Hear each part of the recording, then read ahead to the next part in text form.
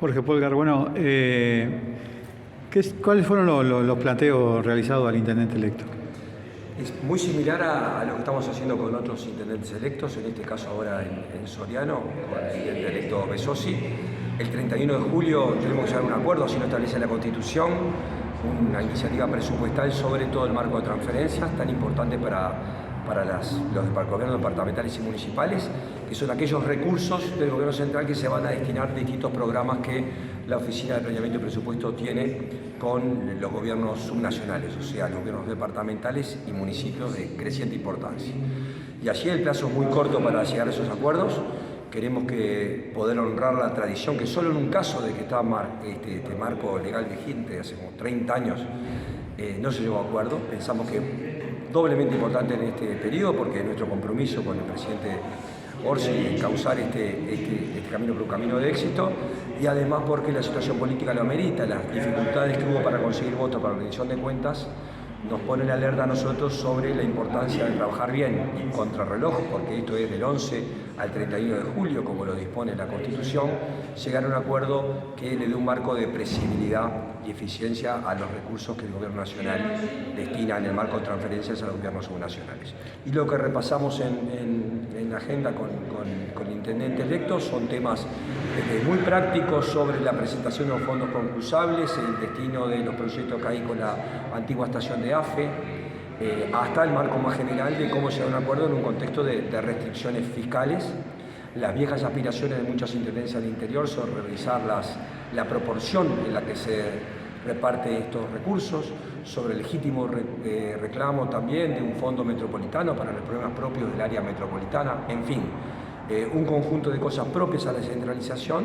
sobre la base de la importancia de llegar a acuerdos en un contexto que todo el mundo reconoce de restricciones fiscales. ¿Ese reclamo de la zona metropolitana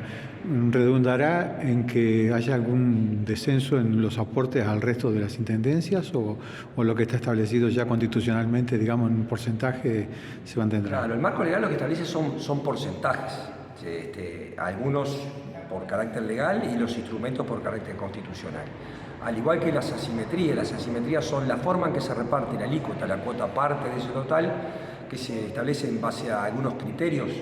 prefijados para establecer el reparto. Hay varias intendencias que a lo largo del tiempo, esto no es reciente, varias administraciones reclaman la revisión de esos criterios, que daría como resultado alícuotas distintas, lo cual uno piensa, si la torta no crece, unos pierden y otros ganan. No es el ánimo de la OPP entrometerse dentro de algo que sea de acuerdo de los intendentes, y está claro, con un poco de realismo político, de que difícilmente se puedan corregir estas injusticias sobre la base de que algunas intendencias recibirían menos. Por lo tanto, nosotros estamos impulsando, de eso también hablamos, que esto requiere un trabajo de más largo plazo, de búsqueda de acuerdos, y que los acuerdos no queden rehén de algo que no se resolvió tampoco en el periodo pasado. El periodo pasado se destinaron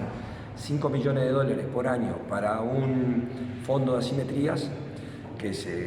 y al mismo tiempo que estaba previsto que se trabajara en una solución definitiva al tema de las asimetrías, una propuesta aceptada por todos. Ese grupo de trabajo no funcionó, el fondo se terminó utilizando y las asimetrías subsisten. Por lo tanto, si bien reconocemos el problema, creemos que no hay ambiente político en la Comisión Sectorial, en el Congreso de Intendentes, para resolver esto fácilmente. En lo que han hablado con el presidente, digamos, ¿va a haber algún área que se va a priorizar dentro de la OPP en los aportes? Bueno, OPP, lo interesante para los que están viendo y escuchando es que es la Oficina de Planeamiento y Presupuesto. Y hoy tal vez para los ciudadanos la tarea más relevante o más cotidiana o más vivencial es la descentralización, la descentralización que no está en la sigla. Esto parece algo como jocoso, pero explica en la historia institucional de Uruguay la importancia que ha tomado en el tiempo la conciencia a nivel político y nacional de que la distribución de los recursos tiene que tener en cuenta nuestra división administrativa, el interior, sus distintas problemáticas, un país organizado en 19 gobiernos departamentales que incluyó las más de 100 municipios actualmente. Entonces, en ese sentido, la prioridad es política. El presidente Orsi privilegia el ámbito de la descentralización, la política de descentralización y el ámbito de la comisión sectorial, no porque él haya sido intendente en 2 veces solamente, es por una visión política que tiene sobre cómo se construye en Uruguay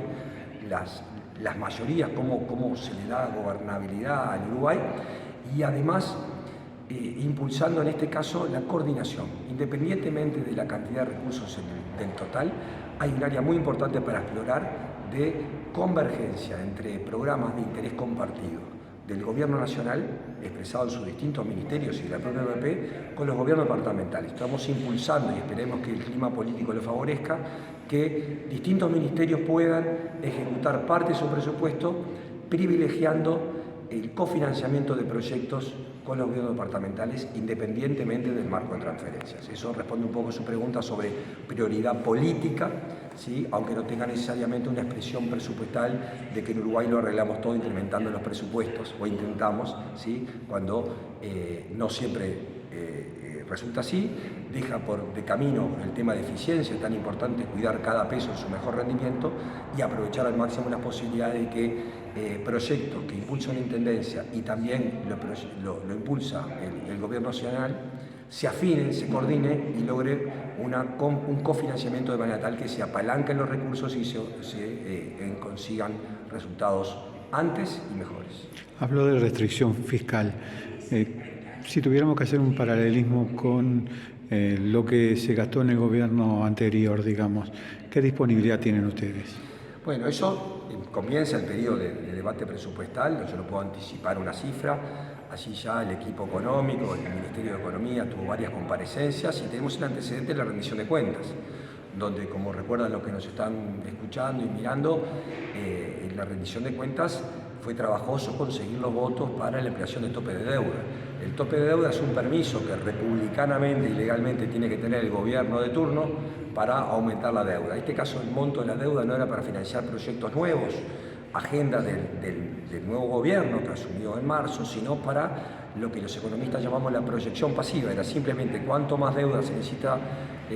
colocar para financiar las facturas que corresponde pagar, que quedaron sin pagar por distintas razones en estos primeros meses. Esos votos fue costoso conseguirlos, hubo un debate político al respecto. En lo que hace a descentralización, nuestra preocupación es que queremos salvar a la iniciativa presupuestal de descentralización de ese tipo de debate parlamentario y salir con un nivel de acuerdo de la Comisión Sectorial y el Congreso de Intendentes al 31 de julio con un nivel de acuerdo de un presupuesto único. En un contexto más general, por más que amerite retoques, en que no podemos pensar en solución a graves e históricos problemas, por ejemplo, como este de las asimetrías o el fondo capitalino, sobre la base exclusivamente de recursos adicionales.